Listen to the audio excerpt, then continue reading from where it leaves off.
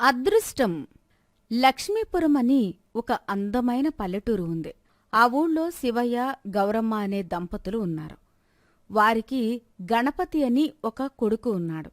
అతను చాలా బద్ధకస్తుడు. ఒకరోజు అతని ఇంట్లో పడుకుని ఉండగా, "వరే గణపతి, బారెడు పొద్దెక్కింది, ఇంకా నిద్రపోతున్నావు. నీ ఈడు కుర్రాళ్ళు పొద్దునే లేచి పలుగుపార పట్టుకుని పొలంలోకి వెళ్లి పనిచేసి 4 రాళ్లు సంపాదిస్తున్నారు. నువ్వు మాత్రం తినడానికి నిద్రపోవడానికి తప్ప ఎందుకూ పనికిరావు. ఇంకా ఎన్ని రోజులిలా మా మీద పడి బతుకుతావు చెప్పు? రేపో మాపో పెళ్లి జరుగుద్ది. అప్పుడు నిన్ను మేపింది కాక నీ పెళ్ళాన్ని కూడా మేమే మేపాలి అంటే మా వల్ల కాదు" అని ఆవిడ తిడుతూ ఉంటే ఇంతలో అక్కడికి శివయ్య వస్తాడు. ఏమిటి, వీడి మొహానికి పెళ్లి కూడానా? బుద్ధి ఉన్న ఏ ఆడపిల్ల అయినా వీణ్ణి పెళ్లి చేసుకుంటుందా? వీడి జాతకంలో పెళ్లి అనే రాత లేదు. నేను పోతే కొరివి పెట్టడానికి నువ్వైనా ఉన్నావు. నువ్వు పోతే కొరివి పెట్టడానికి కూడా నీకు ఎవరూ లేర్రా? అవేం మాటలండి, చెట్టంత ఎదిగిన పిల్లాణ్ణి పట్టుకొని. మరి ఎలా మాట్లాడమంటావు? వీడు చేసిన పనికి ఇప్పుడే వీడిని చంపేయాలి అన్నంత కోపం వస్తుంది. కానీ ఏం చేయను, నేను అంత రాక్షసుణ్ణి కాదు. కన్న పాపానికి భరించక తప్పదు కదా. పొద్దున్నే మనుషులెవరూ నీలాగా అరవరు, రాక్షసులే అలా అరుస్తారు. అంటే ఏంట్రా, నేను రాక్షసునేనా నీ ఉద్దేశం? అది నా నోటితోనే చెప్పాలా? చెబితేనే కాని నీ మనసు కుదుటపడేలా లేదు. చూసావా వాడు ఎలా మాట్లాడుతున్నాడో? అసలేం జరిగిందో చెప్పండి. విషయం చెప్పకుండా మీరిద్దరూ అలా గొడవ పడితే నాకేమర్థమవుతుంది? పెళ్లి చేస్తే దారికొస్తాడేమో అన్నావు కదా నువ్వు. అందుకోసం నా స్నేహితుణ్ణి కలిసి వాడి కూతుర్ని వీడికిచ్చి పెళ్లి చేద్దామని. నేను చూస్తుంటే వీడు అక్కడికి వెళ్ళి వాళ్లతో అడ్డమైన కూతలు కూసి ఆ పెళ్లి చెడగొట్టాడు. అదేమిటి? వాళ్ళు పెళ్లికి ఒప్పుకున్నారు, త్వరలోనే ముహూర్తాలు పెట్టుకుందామన్నారు అని చెప్పావు కదా, ఇప్పుడేమైంది? వీడు వాళ్ల ఇంటికి వెళ్ళి అక్కడ ఈయన గారి గొప్పతనాలు చెప్పి వచ్చాడు. అవన్నీ విని, ఇంత గొప్పవాడు మాకు అల్లుడుగా అక్కర్లేదు, మా స్థాయికి సరిపోయేవాణ్ణి చూసుకుంటామో అని చెప్పారు వాళ్ళు. నా స్నేహితుడు కాబట్టి నోటితో చెప్పి వదిలేశాడు. అదే వేరే ఎవరైనా ఉండి ఉంటే చెప్పుతో కొట్టేవాళ్ళు. ఏం చెప్పావురా వాళ్ళింటికి వెళ్ళి? అసలు ముహూర్తాలు ఏమీ పెట్టుకోకుండా వాళ్ళింటికి వెళ్లాల్సిన అవసరం నీకేమొచ్చింది? అమ్మా, అసలు జరిగింది వేరు, నాన్న నీకు చెప్తున్నది వేరు. ఆయనకి సౌకర్యంగా ఆయన చెప్తున్నాడు. సరే, ఆయన చెప్పింది అబద్ధం అనుకుందాం. నువ్వు నిజం చెప్పు. అసలు వాళ్ళ ఇంటికి నువ్వు ఎందుకు వెళ్ళావు? నేను కావాలని వాళ్ళ ఇంటికి వెళ్ళలేదు, వెళ్ళవలసి వచ్చింది. మా గురువుగారు పురుషోత్తం బాబా గారు వెళ్ళమన్నారు.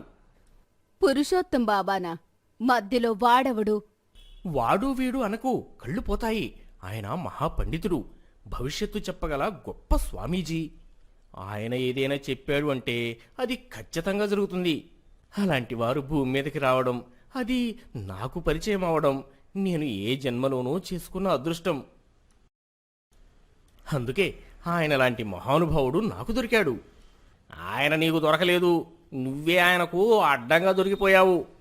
నేను కష్టపడి సంపాదించిన దాన్ని దొంగతనంగా తీసుకుని వెళ్ళి అమ్మి వాడికి డబ్బులు ఇస్తున్నావు. నిజంగా వాడు నీకు భవిష్యత్తు చెప్పేవాడే అయితే, అంత గొప్ప మహిమలు ఉంటే నీ దగ్గర డబ్బులు ఎందుకు తీసుకుంటాడు? నాన్న, నువ్వు ఆయన్ని వాడు వీడు అనకు. కోపం వచ్చిందంటే శాపం పెడతాడు. నిన్ను కనడమే నాకు పెద్ద శాపం. ఇంతకు మించి ఇంకా శాపం ఏముంటుంది? మీ గొడవ ఆపి ముందు విషయం చెప్పండి. అసలు ఈ భూతవైద్యుడు ఎక్కడి నుంచి వచ్చాడు మధ్యలోకి? అమ్మా, అతను భూతవైద్యుడు కాదు, పురుషోత్తముడు ఆయన పేరు. గొప్ప మహిమలు గలవాడు. నువ్వు రోజు ఆ శివుడికి పూజలు చేస్తావు కదా, ఆ శివుడితో ఆయన నేరుగా మాట్లాడతాడు. శివుడితో మాట్లాడతాడో శవాల మీద చిల్లరేరుకుంటాడో నాకు అనవసరం. అతను నీకేం చెప్పాడు అది చెప్పు. నేను చేసుకోబోయే పిల్లకి కొన్ని లక్షణాలు ఉండాలి. అటువంటి లక్షణాలు ఉన్న పిల్లను చేసుకుంటే పెళ్లి జరిగిన కొద్ది రోజుల్లోనే నేను కోటీశ్వరుని అవుతాను అని చెప్పాడు. అందుకని నేను వాళ్ళ ఇంటికి వెళ్ళి ఆ పిల్లకి అటువంటి లక్షణాలు ఉన్నాయో లేవో చూశాను. మనం ఏమైనా గేదెను కొనడానికి వెళుతున్నామా? నెత్తి మీద సుడులు ఉండాలి, పొదుగు పెద్దగా ఉండాలి, కొమ్ములు గుండ్రంగా తిరిగి ఉండాలి. లాంటివి చూడ్డానికి ఆడపిల్లరా, వాళ్ళ ఇంటికి వెళ్ళి ఆ పిల్లతో అలా మాట్లాడుకోవచ్చా? సరే, మీరుండండి. నువ్వు చేసుకోబోయే పిల్లకు ఎటువంటి లక్షణాలుండాలి అన్నాడో మీ పురుషుల్లో ఉత్తముడు. ముందు అది చెప్పు. ఆ పిల్ల కుడి చేతికి 6 వేళ్లు ఉండాలి. ఆమె ఎత్తు కనీసం 5 అడుగుల 9 అంగుళాలుండాలి. మరీ ముఖ్యంగా ఆమె ఫిబ్రవరి నెల 30వ తారీఖున పుట్టి ఉండాలి. అటువంటి అమ్మాయిని నేను చేసుకుంటే పెళ్లి జరిగిన 6 నెలల్లోనే నేను కోటీశ్వరుని అవుతానని చెప్పాడు మా పురుషోత్తం బాబా. అందుకే నేను ఆ ఇంటికి వెళ్ళాను. ఆ అమ్మాయికి స్వామి చెప్పిన లక్షణం ఒక్కటీ లేదు. కాబట్టి ఒక కోటీశ్వరుడికి భార్యవయ్యే అదృష్టం నీకు లేదు అని చెప్పి వచ్చాను. అందుకు వాళ్ళ నాన్న బాధపడ్డట్టున్నాడు. నా గురించి ఈయనకి లేనిపోని అబద్ధాలు చెప్పి నా మీదకు పంపాడు. చెప్పు తీసుకొని కొడతాను. నిన్ను అప్పానికి మళ్ళ బాబాను. బాగా చదువుకున్నావు, తెలివిగల్ల పిల్లాడివి. నీకీ జాతకాలు అదృష్టాలు ఈ పిచ్చెలా వచ్చిందిరా? కొంచెమైనా ఇంగిత జ్ఞానం ఉందా నీకు? ఒక్కసారి ఆలోచించు. నువ్వు చేసుకోబోయే పిల్ల గురించి మేము చెప్పాలి, లేదా నీకు నచ్చాలి. అంతేగాని వీడెవడో చెప్పడమేంటి? నువ్వు అది నమ్మి బంగారం లాంటి పిల్లడు వద్దు అని చెప్పడమేంటి? పాపం ఆ పిల్ల ఎంత బాధపడి ఉంటుంది. వేరే ఎవరైనా అయ్యుంటే అక్కడే కాళ్ళు చేతులు విరిచి మూటగట్టి పంపేవాడు. నాన్న, నువ్వు అమ్మ చాలా అమాయకంగా ఉన్నారు. ఇంకా ఎన్ని రోజులు ఇలా కష్టపడతారు? కొన్ని రోజులు ఆగండి. మిమ్మల్ని పెద్ద బంగ్లాలో ఉంచి పెద్ద కారులో తిప్పుతాను. మా బాబాగారు చెప్పారంటే అది ఖచ్చితంగా నిజమవుతుంది. ఎలారా? నాకు తెలియక అడుగుతున్నాను. ఎలా నువ్వు 6 నెలల్లో కోటీశ్వరుడవుతావు? తాత ముత్తాతలు సంపాదించిన ఆస్తులు లేవు. పోని మీ నాన్నగారు పెద్ద పెద్ద వ్యాపారాలు చేస్తున్నాడా అనుకుంటే అదీ లేదు. నీ కోరికలు తీర్చడానికి, ఈ వ్యధవని పోషించడానికి నా జీవితం అంకితమైపోయింది. ఇంకా వ్యాపారాలు ఎలా చేస్తాం? అబ్బా, మీరుండండి, నేను వాడితో మాట్లాడుతున్నాను. పోని నువ్వైనా గొప్ప ఉద్యోగం చేస్తున్నావా అంటే అదీ లేదు.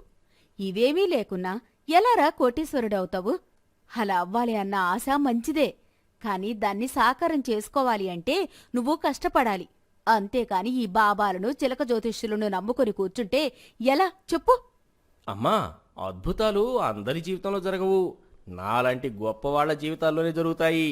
నన్ను కన్నందుకు మీరు కూడా గొప్పవాళ్లే, కానీ ఆ అమ్మాయికే అంత అదృష్టం లేదు. పాపం, ఏం చేస్తాం? ఆ అమ్మాయి తలరాత మంచిది కాదు. నాలాంటి గొప్పవాడితో జీవితం పంచుకునే అదృష్టం లేదు అని ఆ అమ్మాయి మీద జాలిపడతాడు.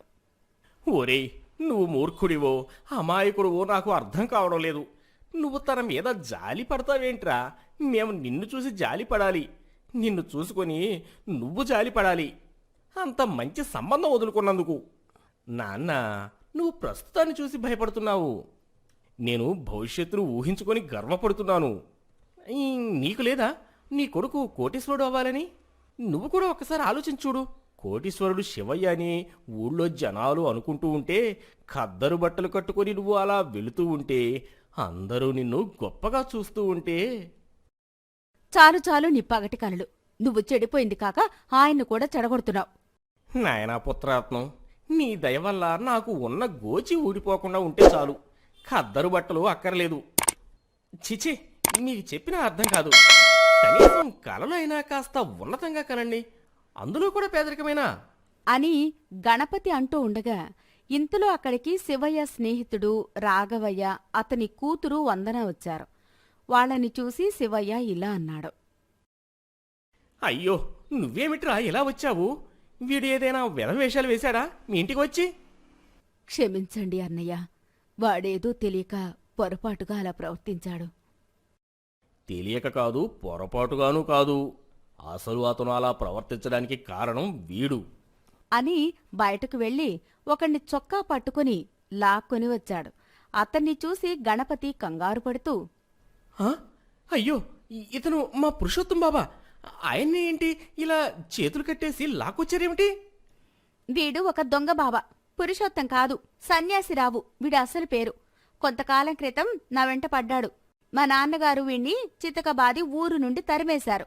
అప్పట్నుండి ఇలా మారువేషంలో మళ్లీ ఊళ్ళోకి వచ్చి నీలాంటి అమాయకుల్ని మోసం చేస్తూ నోటికొచ్చిన అబద్ధాలు చెప్తూ బతుకుతున్నాడు. కావాలని నా మీద కోపంతో నా పెళ్లి చెడగొట్టడానికి నీకు కూడా అబద్ధాలు చెప్పాడు. అంటే నేను కోటీశ్వరుని అవ్వడం అబద్ధం నాది చాలా గొప్ప జాతకం. అబద్ధం అనగానే కోపంతో గణపతి ఆ దొంగస్వామిని చితకబాదాడు. నువ్వు ఆగు బాబు, వాడికి చేయాల్సిన మర్యాదలు మేము చేస్తాము గాని ఒక విషయంలో మాత్రం నువ్వు అదృష్టవంతుడివి. నేను వద్దన్నా నా కూతురు నిన్నే చేసుకుంటాను అని పట్టుబట్టింది. అందుకు అయినా మీరు ఈ తరం వాళ్ళు ఇంకా ఇలాంటివి నమ్మడమేంట్రా? ఫిబ్రవరి 30 అన్నప్పుడు నీకు అర్థం కాలేదా వాడు పెద్ద వెధవా అని?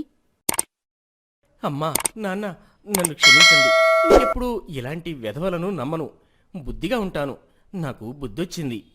ఆ రోజు నుండి గణపతి అదృష్టాన్ని కాకుండా తన కష్టాన్ని నమ్ముకోవడం మొదలుపెట్టాడు. ఖచ్చితంగా తాను అనుకున్నది సాధిస్తాడు అని మనమందరం ఆశిద్దాం. అది సింగన్నపాలెమనే గ్రామం. ఆ గ్రామంలో కౌసల్య తన భర్త రామయ్యతో కలిసి జీవిస్తుంది. రామయ్య వ్యవసాయం చేసుకుంటూ వచ్చిన డబ్బులతో కుటుంబాన్ని పోషిస్తూ ఉండేవాడు. రామయ్య కష్టం వల్ల వాళ్ళు కొంచెం ధనాన్ని కూడా సంపాదించుకోగలిగారు. అయితే అదే గ్రామంలో లింగయ్య అనే వ్యక్తి ఉండేవాడు. అతనికి చాలా ఆస్తి ఉంది. కాని రామయ్య పొలాన్ని కూడా తను సొంతం చేసుకుని ఆ భూమికి కూడా తనే యజమాని కావాలి అనుకునేవాడు. అందుకోసం రామయ్యను చాలా ఇబ్బంది పెట్టేవాడు కూడా. తను ఎంత ఇబ్బంది పెట్టినా రామయ్య ఎదుగుదలను మాత్రం లింగయ్య ఆపలేకపోయాడు. ఒకరోజు కొడుకుతో, ఈ రామయ్యగాడిని ఎంత ఇబ్బంది పెట్టినా సరే వాడి పొలాన్ని మాత్రం నాకు అమ్మడం లేదు. మనకి చాలా పొలాలు ఉన్నాయి కదా నాన్న. ఇప్పుడు ఆయన పొలం లేకపోతే మనకి ఉరిగేది ఏం లేదు కదా. ఓరేయ్, ఒక్కటి చెబుతాను విను. మన దగ్గర ఎదుటివాడికి కావలసింది ఉన్నంత వరకు మనం చెప్పినట్లు చేస్తాడు. ఎందుకంటే అది ఆడి అవసరం. వాడి అవసరాన్ని అడ్డం పెట్టుకొని మనం మన పనులు చేపించుకోవాలి. అది సరే నాన్న. ఇప్పుడు లింగయ్య మనతో మంచిగానే ఉంటాడు కదా. కాలం ఎప్పుడు ఎలా ఉంటుందో తెలియదురా. ఏమో, బహుశా వాడే నా దగ్గర పొలాలు అన్నీ కొనే రోజు కూడా రావచ్చు.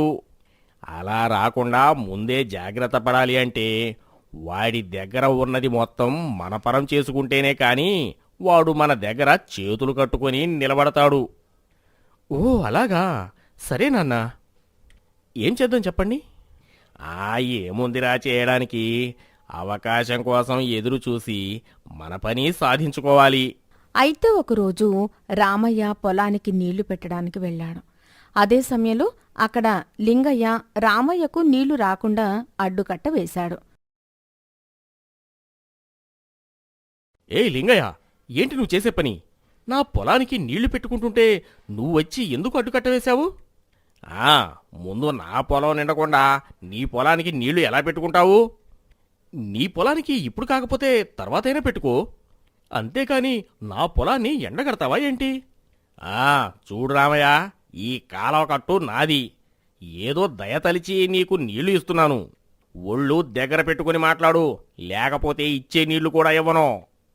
ఎంతమాత్రం కట్టు మీదైతే మరీ ఇంతలా ఇబ్బంది పెడతావా? అడిగేవారు లేకపోతే నీ ఇష్టం వచ్చినట్టు చేస్తావా? ఇది నా స్థలం, నా ఇష్టం వచ్చినట్లు నేను చేసుకుంటాను. అడగడానికి నువ్వెవరో? నేను ఇచ్చే నీళ్ల మీద బ్రతుకుతున్నావు. నేను కనుక నీళ్లు ఇవ్వడం మానేస్తే నువ్వు నీ కుటుంబం అడుక్కు తింటారు. మాటలు సరిగ్గా రానివ్వు లింగయ్య. ఎంతమాత్రం నీళ్లు వాడుకున్నంత మాత్రాన నీ ఇష్టం వచ్చినట్లు అంటే ఇక్కడ పడేవారు ఎవరు లేరు. సరే అయితే నీ దిక్కున్న చోట చెప్పుకో. నేనింకా నీకు నీళ్లు వదలను. రామయ్య ఇక చేసేదేమీ లేక అక్కడ్నుంచి ఇంటికి వెళ్ళిపోయాడు. ఇంటికి వచ్చిన భర్తని చూసి, ఏంటండి అలా దిగులుగా ఉన్నారు? ఆ లింగయ్య ఆగడాలు రోజురోజుకి పెరిగిపోతున్నాయి. పొలానికి నీళ్లు పెట్టుకుంటే అడ్డంగా నీళ్లు రాకుండా గండి కొట్టాడు. ఏం చేస్తామండి, వాడి పొలంలో నుంచి మనకు నీళ్లు రావాలి. ఇక మనమే కొంచెం అణిగి మణిగి ఉండాలి. అదే నాకు అర్థం కావడం లేదు. ఇప్పుడు ఏం చేయాలి అని. వాడికి భయపడమని నేను చెప్పడం లేదండి. కాని వాడి వల్ల, వాడు చేసే పని వల్ల మనమే ఇబ్బంది పడతాము. అదే నాకు అర్థం కావడం లేదు. ఇప్పుడు ఏం చెయ్యాలి అని. లేకపోతే ఒక పని చెయ్యండి. ఏంటో చెప్పు. మొన్న ఈ మధ్య నేను మా పుట్టింటి వాళ్ల ఫంక్షన్కి వెళ్ళాను. అక్కడ మా మేనమామగారి అబ్బాయి కూడా నీళ్లు రాకపోతే బోరు వేయించారంట. భూమిలో నుంచే సరాసరి నీళ్లు పైకొస్తాయి. ఒకసారి మీరు అలా ప్రయత్నించి చూడండి.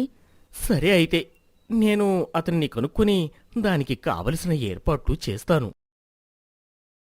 మరుసటి రోజు ఉదయం పొలం దగ్గర బోరు వేయిస్తున్నాడు రామయ్య. అక్కడికి వచ్చినటువంటి లింగయ్య కొడుకు లింగయ్య. ఏం రామయ్య, ఏం చేస్తున్నావు నువ్వు? నా పొలానికి నేను బోరు వేయించుకుంటున్నాను. మీరు ఎలాగూ నీళ్లు ఇవ్వడం లేదు కదా. అలాగని చెప్పి భూమిలో నీళ్ళన్నీ నువ్వు తోడుకుంటే మేమేం కావాలి? నేనేమీ మీ భూమిలో నీటిని వాడుకోవడం లేదు. నా భూమిలో ఉన్నటువంటి నీటిని నేను వాడుకుంటున్నాను. భూమి నీదే కావచ్చయ్యా, కానీ నీళ్లు నీవి కాదు. అది ప్రకృతి ఇచ్చిన వరం. అసలు వీడితో మాటలేంటి నాన్నగారు?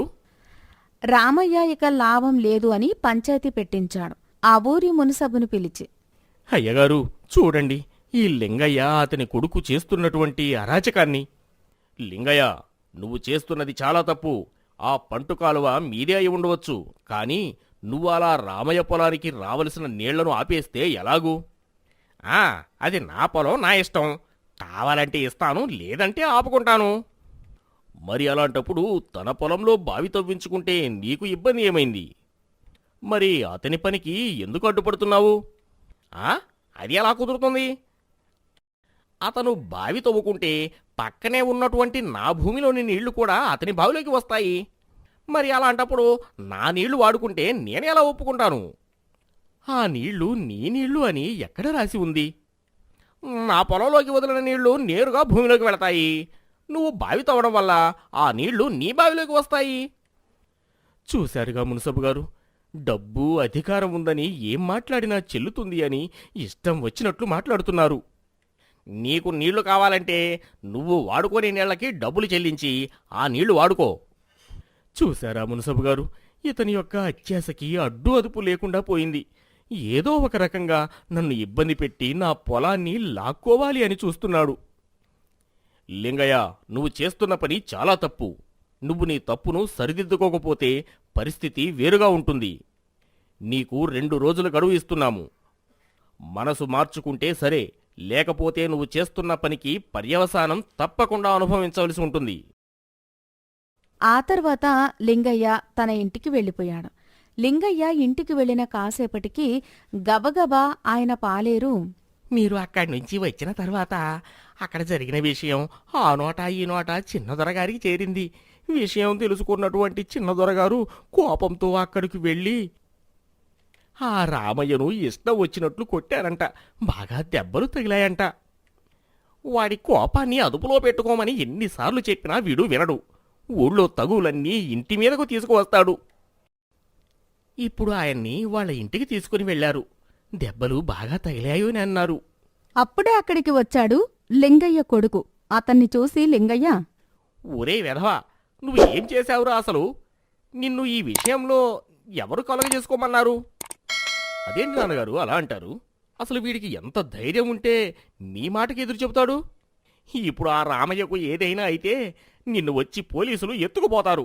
అందుకే ఆవేశాన్ని అదుపులో ఉంచుకోమని చెబుతాను. ఏం కాదులే నాన్న, వాడి ప్రాణం గట్టిదే. గోటితో పోయేదాన్ని గొడ్డలిదాకా తెచ్చావు. నిన్ను అందుకే బాగా చదువుకొని పట్నం పోరా అని చెప్పాను. ఇప్పుడింక ఎవ్వరూ మన మాటకి ఎదురు చెప్పరు. మనకి అడ్డే ఉండదు. అయ్యో, ఏం జరుగుతుందో ఏమో ఈ పొలం గొడవలతో. వీడి జీవితాన్ని నాశనం చేసుకున్నాడు అని కొడుకును మందలించాడు. కాని చంద్ర తండ్రి చెప్పిన మాట వినకుండా తండ్రికి ఎదురు చెప్పి ఇంట్లో నుంచి వెళ్ళిపోయాడు.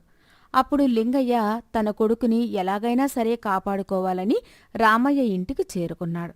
అప్పటికే రామయ్య ఇంట్లో మంచం మీద విశ్రాంతి తీసుకుంటున్నాడు. నన్ను క్షమించు రామయ్య, నా కొడుకు ఇలా చేస్తాడు అనుకోలేదు.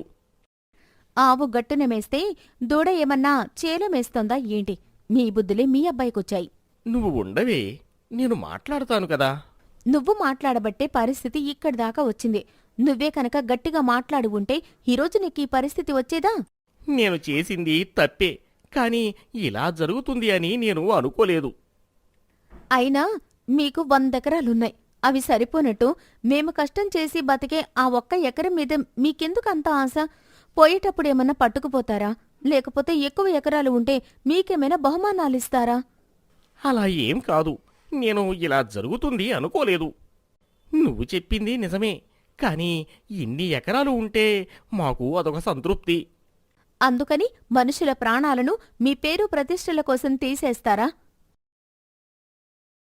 నా కొడుకు చేసింది తప్పే. అందుకని ఆ తప్పు సరిదిద్దుకోవడానికే ఇక్కడికి వచ్చాను. ఇందులో నీ కొడుకుది తప్పు కంటే నీ తప్పే ఎక్కువగా ఉంది.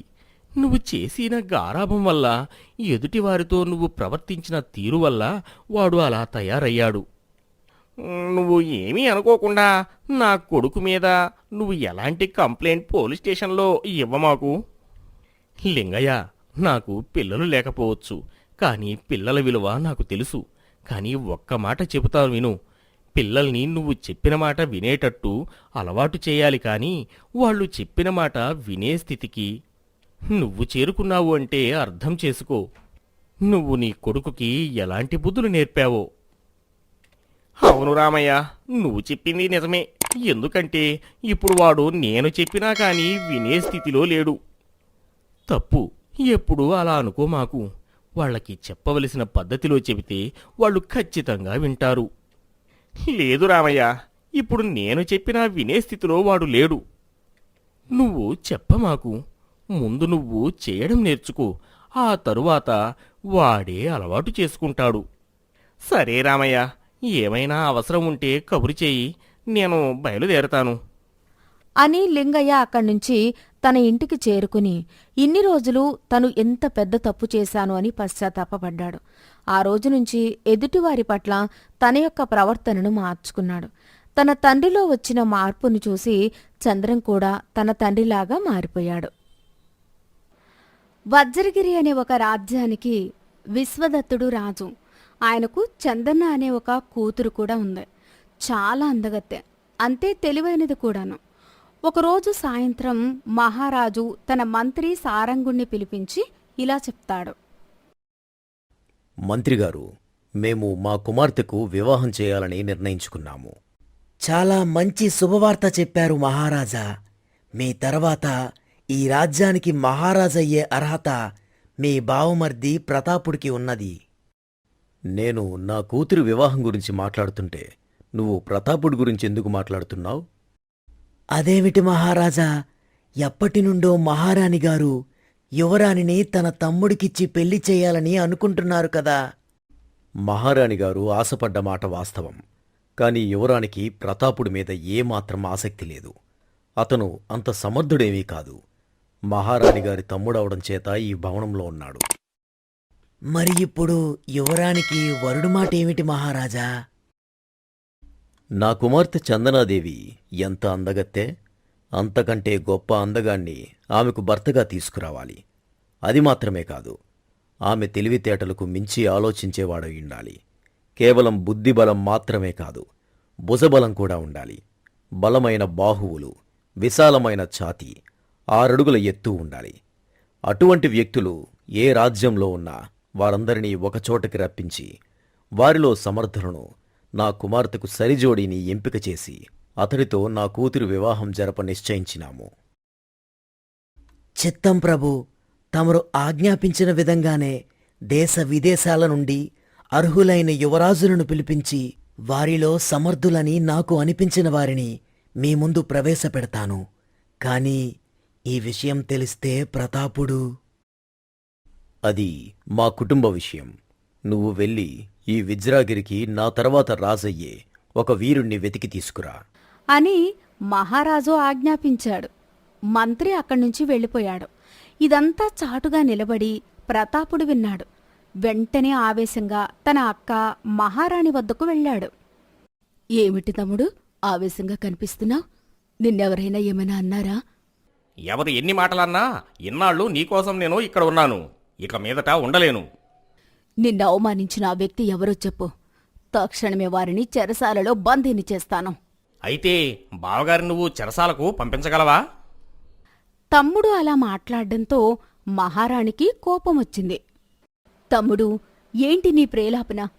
ఈ మాట మహారాజు వారు వింటే నిన్ను చెరసాలకు పంపగలరు. అవును, ఇన్ని రోజులు మీకు నమ్మిన బంటుగా ఉండి మన తల్లిదండ్రులను వదిలేసి మీకు సేవలు చేస్తూ ఇక్కడ ఉన్నందుకు గాను మీరు నాకు ఇచ్చే బహుమానం. నన్ను బందీగా చెరసాలపాలు చేయండి.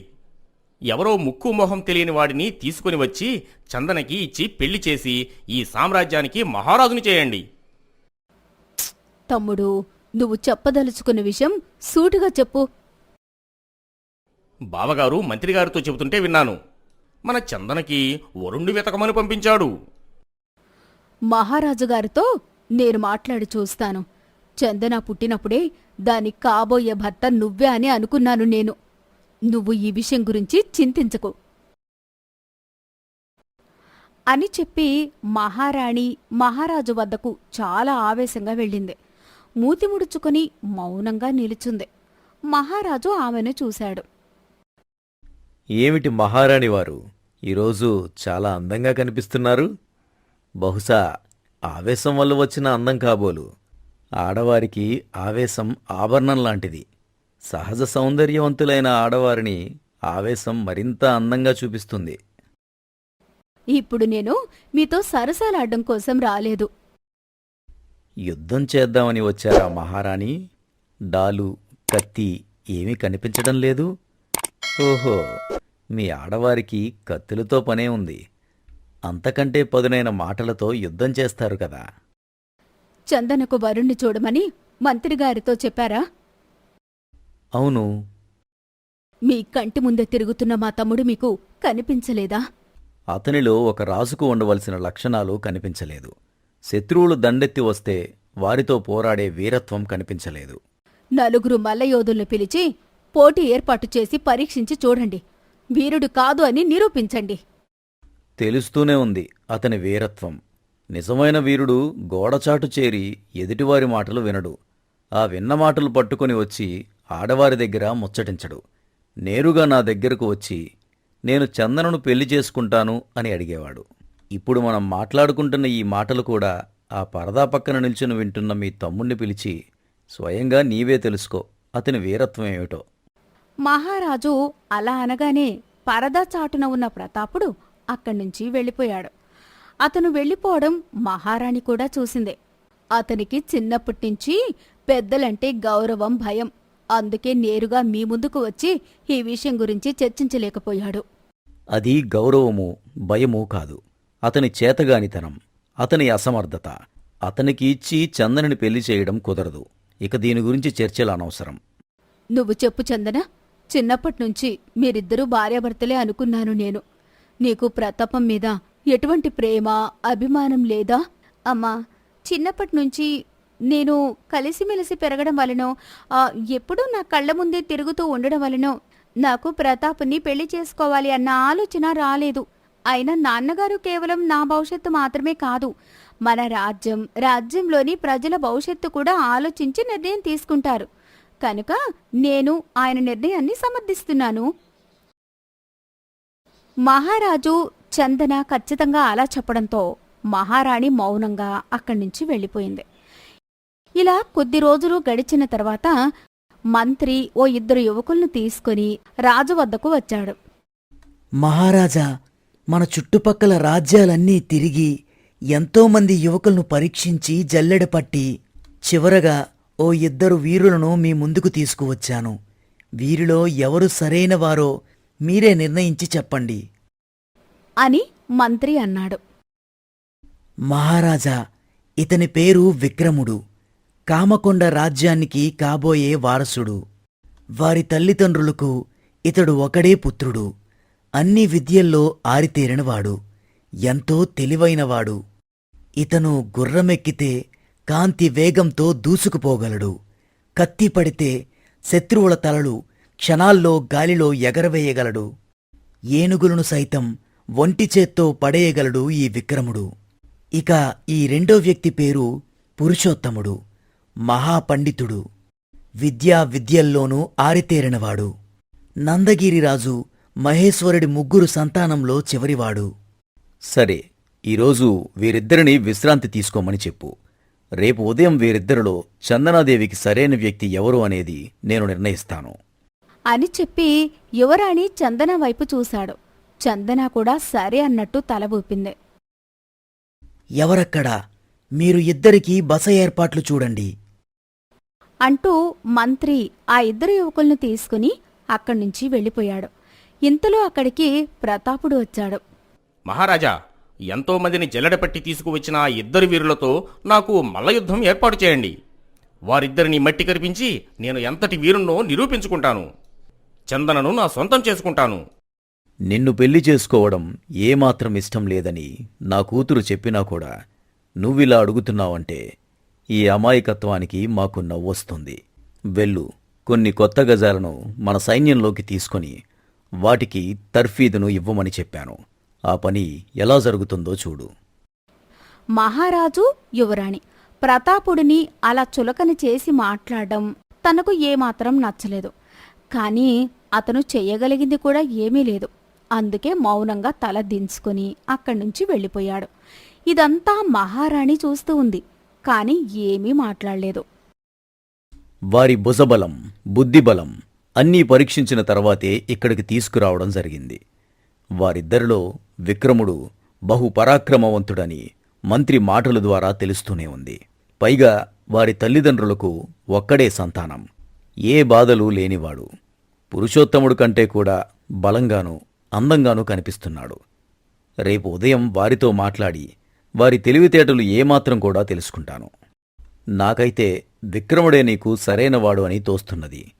వారిద్దరిలో నీకు ఎవరైనా నచ్చారో చెప్పు, అతనితో నీ కళ్యాణ మహోత్సవం జరిపిస్తాను.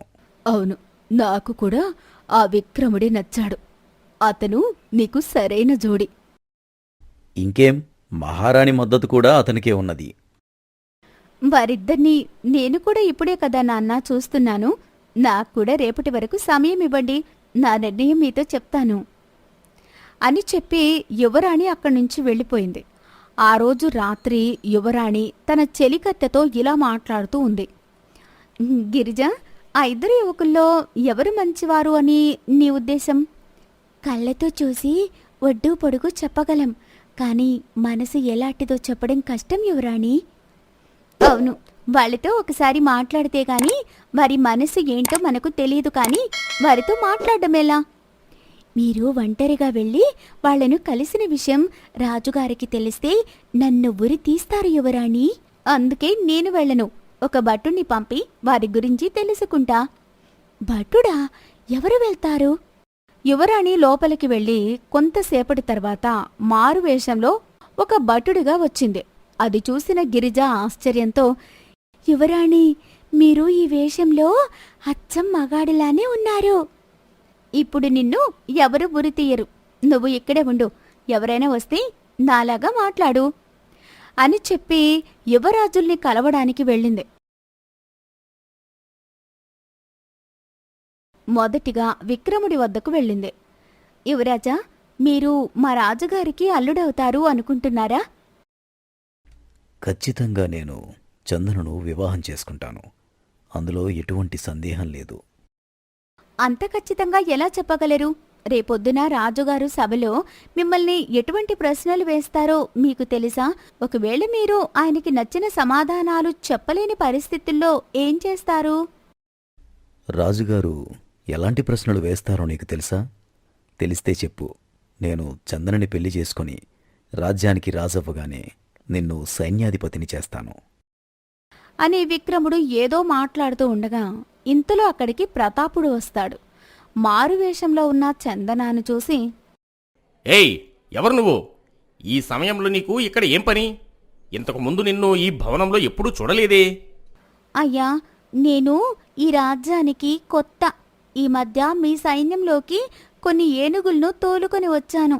అందుచేత మునిపెన్నడూ మీరు నన్ను చూసి ఉండలేదు. అయితే నీకు ఇక్కడేం పని? వెళ్ళు, ఆ ఏనుగుల దగ్గరికే వెళ్ళి చావు అని బెదిరించి చందనాను అక్కడ్నుంచి పంపించి వేశాడు. చందన అక్కడ్నుంచి పురుషోత్తముడు వద్దకు వెళ్ళింది. అయ్యా, మా యువరాణి గారిని పెళ్లి చేసుకోబోయేవారు మీరేనా? అది దైవ నిర్ణయం మీద ఆధారపడి ఉంది. ఆమెతో నాకు రాసిపెట్టి ఉందో లేదో రేపు ఉదయం తెలుస్తుంది దైవంతో పని లేకుండా సులువుగా మా యువరాణిని సొంతం చేసుకునే మార్గం నా దగ్గర ఉంది. అది నీకు చెబుతాను. కానీ నాకేమిటి లాభం? నువ్వు నాకు ఆ రహస్యం చెప్పినట్టయితే నీకు ఈ రాజ్యాన్ని బహుమతిగా ఇస్తాను. నువ్వు వచ్చిందే ఈ రాజ్యం కోసం కదా. కాదు, యువరాణిని పెళ్లి చేసుకోవడమే నా లక్ష్యం. నిన్న ఆమెను చూడగానే ఆమెతో ప్రేమలో పడిపోయాను. అంత నచ్చిందా మా యువరాణి నీకు? ఆమెలో ఏం చూశారు తొలి చూపులోనే ప్రేమలో పడ్డానికి? ఎంత చూసినా తనివి తీరని అందం ఆమె సొంతం. అర్ధరాత్రి ఒంటరిగా మారువేషంలో తిరిగేంత ధైర్యం ఆమెకు మాత్రమే సాధ్యం. అంటే యువరాణి ఒక తిరుగుబోతు అనా నీ ఉద్దేశం? కాదు, ప్రేమించిన వాడి కోసం ప్రాణాలకైనా తెగిస్తుంది అని నా నమ్మకం. నీ గురించి నాన్నగారికి తెలిస్తే నీ ప్రాణాలు పోయే అవకాశం ఉంది. ఆ విషయం తెలుసా నీకు? నేను ప్రేమించిన నా చందనను సొంతం చేసుకోలేనప్పుడు ఈ ప్రాణం ఉంటే ఎంత, పోతే ఎంత? నేను మారువేషంలో వచ్చాను అని ఎలా కనిపెట్టావు? గత 3 సంవత్సరాలుగా నేను నిన్ను ప్రేమిస్తున్నాను. నీ నడక, నీ మాట, నువ్వు దగ్గరకొస్తే వచ్చే ఆ సువాసన, ఆ మాత్రం నిన్ను కనిపెట్టలేనా? సరే, మన విషయం కోటలో ఎవరికీ తెలియకూడదు, ముఖ్యంగా ప్రతాపుడికి. అతను ఇక్కడే తిరుగుతున్నాడు. నువ్వు జాగ్రత్తగా ఉండు. ఉదయాన్నే నేను నాన్నగారితో మాట్లాడి నువ్వేం చెయ్యాలో నీకు కబురు పంపుతాను. ఇక నేను వెళ్తాను. మరి కాసేపు నాతో ఇక్కడే ఉండొచ్చు కదా? జీవితాంతం కలిసి ఉండాలి అంటే ఈ కాస్త ఎడబాటు తప్పదు అని చెప్పి చందన అక్కడి నుంచి వెళ్ళిపోయింది. ప్రతాపుడు విక్రమార్కుడితో ఇలా మాట్లాడుతున్నాడు. నువ్వు నా మనిషి అని ఇక్కడ ఎవరికీ తెలియకూడదు. రేపు ఉదయం నువ్వేం చేయాలో వివరంగా చెబుతాను. అందరినీ ఓ కంట కనిపెట్టి ఉండు అని చెప్పి ప్రతాపుడు అక్కడి నుంచి వెళ్ళిపోయాడు. మరోచోట యువరాణి మంత్రితో ఇలా మాట్లాడుతూ ఉంది. ఇప్పటి వరకు అంతా మనం అనుకున్నట్టే జరుగుతోంది. ఇక మీదటి కూడా అలాగే జరగాలి. ఏ ఒక్కరికి మన మీద అనుమానం రాకూడదు. అమ్మా, ఈ విషయం మీకు నాకు తప్ప మూడో కంటికి తెలియదు. మీరు నన్ను నమ్మండి. రేపు తెల్లవారుజామున మీరు అనుకున్నది అనుకున్నట్టుగానే జరుగుతుంది. మీకు ఎటువంటి సందేహం వద్దు. సరే మంత్రిగారు, బాగా పొద్దుపోయింది. ఇక మీరు వెళ్ళండి. జాగ్రత్త, ఎవరికంటా పడకుండా వెళ్ళండి అని మహారాణి చెప్పగానే మంత్రి అక్కడి నుంచి వెళ్ళిపోయాడు. ఆ రాత్రి తెల్లవారింది. సూర్యుడు మేఘాల మధ్యలో నుండి మెల్లిగా బయటకొస్తున్నాడు. గిరిజ మహారాజును నిద్ర లేపడానికి రాజుగారి గదిలోకి వెళ్ళింది. మహారాజుగారు రక్తపు మడుగులో పడి ఉన్నాడు. అది చూసి ఆమె భయంతో పెద్దగా అరిచింది. భవనంలో ఉన్న వారందరూ అక్కడికి పరుగున వచ్చారు. మహారాజు శవాన్ని చూసి అందరూ ఆశ్చర్యపోయారు. రక్తం అడుగులో ఉన్న రాజును చూసి ఎవరికీ నోట మాట రాలేదు. మహారాణి చందన, ప్రతాపుడు, విక్రముడు, పురుషోత్తముడు, మంత్రి, యువరాణి సేవకురాలు గిరిజ అందరూ అక్కడే ఉన్నారు. ఎవరక్కడ? కోట చుట్టూ కాపలా వాళ్లను అప్రమత్తం చెయ్యండి. కోటలో నుండి ఒక్క ప్రాణి కూడా బయటకు వెళ్లడానికి వీల్లేదు. నాన్నగారిని చంపిన హంతకులు ఇక్కడే ఉన్నారు. వారిని తక్షణమే పట్టుకోవాలి, లేకపోతే తప్పించుకునే అవకాశం ఉంది అని యువరాణి ఆజ్ఞాపించింది. ఇంత పెద్ద కోటలో ఇంతమంది కాపలా వారు ఉండగా హంతకులు లోపలికి ఎలా వచ్చారు? అది కూడా మహారాజు గారి ప్రత్యేక గదిలోకి వచ్చి ఎలా హత్య చేయగలిగారు? ఈ కుట్టులో భవనం లోపల ఉన్న వారి హస్తం కూడా ఉందని నా అనుమానం. ఖచ్చితంగా మీ అనుమానం నిజమే మహారాణి గారు. లోపల ఉన్నవారి సహాయం లేకపోతే బయటవారు, కొత్త వ్యక్తులు మహారాజు గారి గదిలోకి వచ్చే అవకాశం లేదు. అయినా మహారాజు గారిని హత్య చేసే అంత ధైర్యం ఈ రాజ్యంలో ఎవరికి ఉన్నది? ఖచ్చితంగా ఇది ఎవరో శత్రురాజ్యం వారు చేసిన పని. శత్రువులతో చేతులు కలిపి ఆ హంతకుల్ని కోటలోకి రప్పించిన ఆ నమ్మక ద్రోహి మన మధ్యలోనే ఉన్నారు. ఆ ద్రోహి ఎవరో తెలిస్తే వాణ్ణి నా కత్తితో ముక్కలు ముక్కలుగా నరికి వాడి తల ఈ కోట గుమ్మానికి దిష్టి గుమ్మడికాయలా వేలాడదీస్తాను. ఇక్కడ ఇంతమంది మాట్లాడుతున్నా పురుషోత్తముడు ఏమీ మాట్లాడడం లేదు. నాకెందుకో అతని మీదే అనుమానంగా ఉన్నది. హత్య చేసిన వారు తమ మీద సందేహం రాకూడదని ఆవేశంగానూ అతిగానూ మాట్లాడుతున్నారని నాకు అనుమానంగా ఉన్నది. అంటే నీ ఉద్దేశం మేమందరం రాజుగారి హత్యలో కుట్రదారులమనా? మీరందరూ అని కాదు, మీలో ఎవరో ఒకరు లేదా అంతకంటే ఎక్కువ మంది కూడా చేతులు కలిపి ఉండవచ్చు. ఇతను ఇక్కడికి వచ్చినప్పటి నుండి నేను గమనిస్తూ ఉన్నాను. ఇతని చూపులు ఎవరి కోసమో వెతుకుతున్నాయి. ఇతను ఎవరితోనూ ఎక్కువగా మాట్లాడింది లేదు. అంటే ఇతను తను చేయవలసిన కార్యం కోసం ఎదురు చూస్తున్నాడు అని నాకు ఇప్పుడు అర్థమవుతున్నది. ఇతన్ని వెంటనే బంధించి తగిన శిక్ష విధించండి. సరైన సాక్ష్యాధారాలు లేకుండా ఎవరినీ శిక్షించడం కుదరని పని. రాజుగారిని హత్య చేసిన హంతకులను తక్షణమే గుర్తించాలి. అసలు కోటలోనికి కొత్తగా ప్రవేశించిన వ్యక్తులెవరు? ఇంకెవరు? తమరు వెంట పెట్టుకుని తీసుకువచ్చారు కదా, వీరుడు శూరుడు అని. విక్రముడు, పురుషోత్తముడు, వీరిద్దరే. వీరిద్దరికీ 2 గదులు కేటాయించి అక్కడ వారిని విడిచిపెట్టి నేను నా గృహమునకు బయలుదేరి వెళ్ళాను. ఆ తర్వాత వీరు తమ గదిలో నుండి వెలుపలికి వచ్చినట్లయితే అక్కడ ఉన్న ద్వారపాలకులకు తప్పక తెలుస్తుంది. వారిని విచారించండి. అయ్యా, నేను రాత్రి పురుషోత్తముని గది వద్ద కాపలాగా ఉన్నాను. అతను గదిలో నుండి బయటికి రాలేదు. అతని గదిలోకి ఎవరు వెళ్ళలేదు. అయ్యా, రాత్రే నేను విక్రముడి గది వద్ద కాపలా ఉన్నాను. అక్కడికి ఈ ప్రతాపుడు తప్ప మరే వ్యక్తి రాలేదు. కానీ గదిలో నుంచి ఓ కొత్త వ్యక్తి మాత్రం బయటకొచ్చాడు. కొత్త వ్యక్తి ఎవరు? అతను అయినా లోపలికి వెళ్ళని వ్యక్తి బయటికెలా వచ్చాడు? ఇదేనా నువ్వు కాసే కాపలా? గదిలోకి ఎలా ప్రవేశించుంటాడు నీకు తెలియకుండా? అయ్యా, నేను అతన్ని అడుగుదామని అనుకున్నాను. కానీ ఆ సమయంలో ఈ ప్రతాపుడు అతన్ని అక్కడి నుండి వెళ్ళిపోమని ఆజ్ఞాపించాడు. అతను వెంటనే అక్కడి నుంచి వెళ్ళిపోయాడు. అయినా రాత్రి సమయంలో మీకు విక్రముడి గదిలో పనేమిటి? అర్ధరాత్రి సమయంలో కొత్త వ్యక్తి రాజభవనం లోపల కనిపిస్తే అతన్ని అలా ఎలా వదిలేస్తారు? అంటే ఏమిటి? తమరు నన్నే అనుమానిస్తున్నారా? నేను వీరికి కనీస సౌకర్యాలు ఉన్నాయా లేవా అని పరీక్షించడానికి వెళ్ళాను. అదే సమయంలో ఓ కొత్త వ్యక్తి అక్కడ ఉన్నాడు. నేను అతన్ని అడిగాను, ఎవరు నువ్వు అని. కోటలోకి కొత్త ఏనుగులు తీసుకొచ్చిన మావటి వాడిని చెప్పాడు. ఏనుగులతో చిన్న మావిటికి అంతఃపురంలో లోపల పని ఏంటి? వాడు ఏ ఉద్దేశంతో లోపలికొచ్చుంటాడు? వచ్చిన విక్రముడి వద్దకు ఎందుకు వెళ్ళాడు? అతన్ని నువ్వెందుకు బంధించలేదు? ప్రతాప్, నిజం చెప్పు. అక్క, నువ్వు కూడా నన్ను అనుమానిస్తున్నావా? అతను నేను మావటిని దారి తప్పి పొరపాటుగా ఇటువైపు వచ్చాను అని చెప్పాడు. అందుకే అతన్ని వదిలేశాను. ఇటువైపు రాకు అని మందలించాను కూడా. మావటి రూపంలో వచ్చిన మాయావి మహారాజు గారిని హత్య చేశాడేమో అని నాకనిపిస్తూ ఉంది. ఆ మాటతో యువరాణికి కంగారు పడింది. గిరిజ యువరాణి వైపు చూసింది. యువరాణి గిరిజను ఏమీ చెప్పొద్దు అన్నట్టు కళ్లతో సైగ చేసింది. ఎవరక్కడా? నిన్న కోటలోకి ఏనుగులతో వచ్చిన ఆ మావటివాడు ఎక్కడున్నా వెంటనే పట్టుకొని ఇక్కడికి తీసుకురండి. మర్యాదలు ఎలా ఉన్నాయో పరీక్షించడానికి మధ్యరాత్రిలో వెళ్లవలసిన అవసరం ఏముందో ప్రతాపుడే సెలవివ్వాలి. మహారాజుగారికి కాబోయే అల్లుళ్ళు ఈ రాజ్యానికి కాబోయే రాజులు అయిన వారికి మర్యాద మాత్రమే కాదు, వారి రక్షణ కూడా మన బాధ్యత కదా. అందుకనే వెళ్ళాను. ఆ మర్యాద కేవలం విక్రముడికి మాత్రమేనా? తమరు నా గదిలోకి రాలేదు, నా యోగక్షేమాలు తెలుసుకోవాలని మీకు అనిపించలేదా? మర్యాద గలవారికి నాలాంటి వీరుల యోగక్షేమాలు తెలుసుకోవడం వారి బాధ్యత, నీలాంటి దద్దమ్మలకు కాదు. మర్యాదనో లేక మహారాజుగారిని మట్టుపెట్టే మాయనో ఎవరికి తెలుసు? మాటలు అదుపులో పెట్టుకో. మా బావగారు అయిన మహారాజుగారిని హత్య చేయాల్సిన అవసరం నాకేముంది?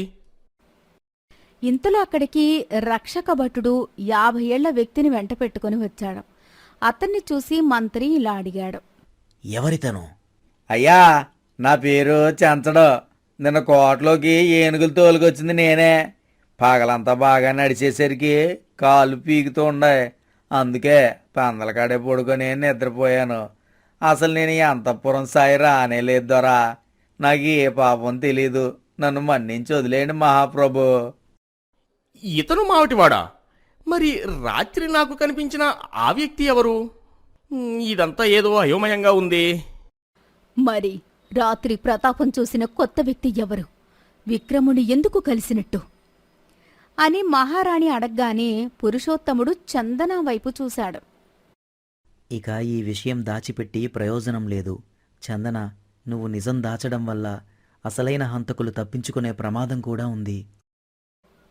రాత్రి నేను మారువేషంలో వీరిద్దరి గురించి తెలుసుకోవడానికి వెళ్ళాను. ఆ సమయంలోనే నన్ను ప్రతాపుడు చూశాడు. వీరిద్దరి గురించి తెలుసుకోవడానికి నువ్వు చేసిన ప్రయత్నం సబబుగానే ఉంది. కానీ ఇక్కడ అర్థం కాని విషయం ఏమిటంటే ఈ పురుషోత్తముడు తమరికి ఇదివరకే పరిచయం ఉన్నట్టు పేరు పెట్టి సంబోధిస్తున్నాడు. అవును, 3 ఏళ్ల క్రితం నేను శివదర్శనం కోసం ఈ పురుషోత్తముడి రాజ్యానికి వెళ్లడం జరిగింది. అక్కడే ఇతనితో పరిచయం ఏర్పడింది. అది ప్రేమగా మారింది. నేను ఈ కోటలోకి ఇదివరకే చాలాసార్లు వచ్చాను. యువరాణి గారికి బట్టలు తెచ్చేవాడిలాగా, గాజులు తెచ్చేవాడిలాగా మారువేషంలో వచ్చాను. అంటే ఇంతకాలం మీరు మమ్మల్ని మోసగించారా? ఇప్పుడు సమస్య అది కాదు మహారాణి. రాజుగారిని హత్య చేసింది ఎవరు? ఈ ప్రశ్నకు సమాధానం ప్రతాపుడే చెప్పాలి. అర్ధరాత్రి విక్రముడి గదికి ఎందుకు వెళ్ళినట్టు? నేను ఇదివరకే చెప్పాను కదా. అది అబద్ధమని మీ కళ్ళు స్పష్టంగా చెబుతున్నాయి. ఇప్పటికైనా నిజం చెప్పు. ఈ విక్రమార్కుడు తమరు నియమించిన వ్యక్తి. మీరిద్దరూ కలిసే రాత్రి రాజుగారిని... లేదు, రాజుగారిని నేను హత్య చేయలేదు. ఇతను నేను నియమించిన మనిషే. అతడు చందనని పెళ్లి చేసుకున్న రోజే కనిపించకుండా వెళ్ళిపోతాడు. అవమానంతో మహారాజు కుంగిపోతాడు. అప్పుడు నేను యువరాణిని పెళ్లి చేసుకుని రాజునవుతాను. దీని గురించి మాట్లాడడానికి అతని వద్దకు వెళ్ళాను. అంతేగాని రాజుగారిని నేను హత్య చేయలేదు. మా ప్రేమ విషయం ఉదయం నిద్రలేవగానే నాన్నగారికి చెప్పి పురుషోత్తముణ్ణి ఆయనకు పరిచయం చెయ్యాలి అనుకున్నాను. ఈ విషయం ఎవరికీ తెలియకూడదని చెప్పడానికి నేను అతని గదికి వెళ్ళాను. ఈ విక్రమార్కుడు కేవలం ఒక ఆటబొమ్మ మాత్రమే. ఇక మిగిలింది మంత్రిగారు, మహారాణి. మీ అతి తెలివితేటలు ప్రదర్శించకు. బయట నుంచి వచ్చింది నువ్వు. తప్పించుకోవడానికి పెత్తనం మీద వేసుకుని నన్నే నిందితురాల్ని చేస్తున్నావా? యువరాణి కోసం, రాజ్యం కోసం నువ్వే మహారాజుని చంపి ఉంటావు. ఒక్క చందన తప్ప మిగతా అందరూ పురుషోత్తముడే హంతకుడు అని నిర్ధారించారు ఇతన్ని తీసుకువెళ్లి చెరసాలలో అందించండి అని ఆజ్ఞాపించాడు. 2 భటులు వచ్చి పురుషోత్తముణ్ణి పట్టుకున్నారు. ఈడ్చుకు వెళ్ళండి వాణ్ణి. ఉరిశిక్షకు సిద్ధం చేయండి. పరిస్థితులన్నీ తమకు వ్యతిరేకంగా ఉండడంతో చందన ఏమీ చెయ్యలేక మౌనంగా ఉండిపోయింది. గుండెలోని బాధ కళ్ళలో నుంచి బయటకు రాకుండా ఉండాలని ప్రయత్నిస్తూ ఉంది. ఇంతలో చచ్చిపడి ఉన్న రాజు పైకి లేచాడు. అందరూ ఒక్కసారి ఆశ్చర్యంతో రాజు వైపు చూస్తూ ఉన్నారు. మహారాజు నవ్వుతూ ఇలా అన్నాడు. కాసేపు చచ్చిన వాళ్ళ నటిద్దాం అనుకున్నాను. మగతగా నిద్ర పట్టేసింది. కానీ మీ మాటలన్నీ వినబడుతూనే ఉన్నాయి. ఎక్కడ ఈ గిరిజ వాళ్ళ నాటకం బయటపడిపోతుందో అనుకున్నాను. పర్వాలేదు, ఆమె కూడా బాగానే నటించింది. మా తర్వాత నా రాజ్యాన్ని ఏలబోయేవాడు ఏమాత్రం ప్రతిభావంతుడో, ఒక సమస్యను ఎలా ఎదుర్కొంటాడో చూద్దామని ఈ నాటకం ఆడాను. ఒక రకంగా వీళ్ళిద్దరికీ నేను పరీక్ష పెట్టాను. కానీ నా చుట్టూ ఉండి నాకే గోతులు తవ్వుతున్న వారందరూ బయటపడ్డారు. నా అనుకున్న వాళ్ళందరూ నన్ను మోసం చేశారు. నాన్న, అది నేను ఈ విషయం గురించి మీతో ఈరోజు చెప్దామని అనుకున్నాను. నువ్వు మారువేషంలో వెళ్ళిన మరుక్షణం గిరిజ నా వద్దకు వచ్చి జరిగింది మొత్తం చెప్పింది. ఏం జరుగుతుందో చూద్దామని నేను కూడా మెల్లగా నీ వెనకనే వచ్చాను. అప్పుడే తెలిసింది ప్రతాపుడు, విక్రముడు కలిసి చేస్తున్న కుట్ర నీకు పురుషోత్తముడికి మధ్య నడుస్తున్న ప్రేమాయణం. ఇక అన్నిటికంటే ముఖ్యమైనది, నా జీవిత భాగస్వామి, నా ప్రియమైన మంత్రివర్యులు కలిసి ఏదో పన్నాగం పన్నారు. ఇందాక పురుషోత్తముడు అడిగితే నువ్వు చెప్పలేదు. ఇప్పుడు నేను అడుగుతున్నాను, నిజం చెబుతారా లేక చెరసాలకు వెళ్తారా? నన్ను క్షమించండి మహారాజా. ఇందులో నా తప్పేమీ లేదు. మహారాణి గారే ఆ మందు తెప్పించమన్నారు. అవును మహారాజా, చందన పెళ్లి విషయంలో మీరు నా మాట వినట్లేదని మా రాజ్యంలోని ఓ మాంత్రికుడి దగ్గర్నుంచి మంత్రించిన మందు తీసుకుని రమ్మని మంత్రితో చెప్పాను. ఈ మందు మీకు పాలల్లో కలిపి ఇస్తే మీరు ఎప్పటికీ నా మాట కాదనరు అని మా వదిన చెప్పింది. రాత్రి మంత్రిగారు ఆ మందు తీసుకువచ్చి ఇచ్చాడు. ఉదయాన్నే మీరు తాగే పాలల్లో కలపాలి అనుకున్నాను. ఇప్పుడు జరిగిన సంఘటన వల్ల నాకు బుద్ధి వచ్చింది. మీరు మీలాగే ఉండండి, నాకంతే చాలు. 1 గంట సేపు మీరు లేని జీవితం చూశాను. నేను బ్రతికి ఉండగా ఇటువంటి పరిస్థితి నాకు రాకూడదు అని ఆ దేవుణ్ణి ప్రార్థిస్తున్నాను. నన్ను క్షమించండి అని జరిగింది మొత్తం చెప్పేసింది మహారాణి. మీ అమాయకత్వం చూస్తుంటే నాకు నవ్వొస్తుంది మహారాణి. నీ మీద నాకు ఎటువంటి కోపం లేదు. ఈ విక్రముడిని ప్రతాపుడిని తీసుకువెళ్ళి చెరసాలలో బంధించండి. చందనాదేవికి పురుషోత్తముడికి వివాహ మహోత్సవానికి పనులు ప్రారంభించండి. అలా రాజు తెలివిగా ప్రవర్తించి పురుషోత్తముడు లాంటి ఓ మంచి వ్యక్తిని తన అల్లుడుగా చేసుకున్నాడు.